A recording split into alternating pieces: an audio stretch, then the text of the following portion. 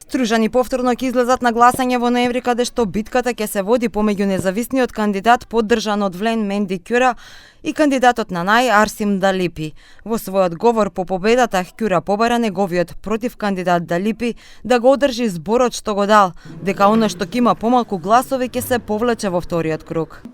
Suksesi ishte kundrejt 8 kundër kandidatëve, të cilët ishin kundër meje, normalisht pa pas edhe një sistem politik, por një sistem i cili u krijuar brenda 2 muaj dhe shpresoj që qytetarët tani duhet ta dinë kush do të jetë udhëheqës i komunës së Strugës me projektet e veta.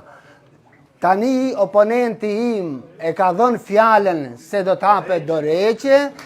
Besoj se fjalën e dhënë jo si herët tjera, por kësaj radhe do ta mbajnë dhe do të tërhiqen.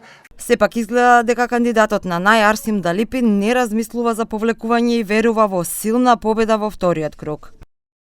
И покрај гласовите и тајните сделки по ќошињата, мојот против кандидат не успеа да го реализира сонот на ВМРО, но ова не е крајот. Денес не се предаваме. Денес ја продолжуваме битката за пресврт и победа на Струга.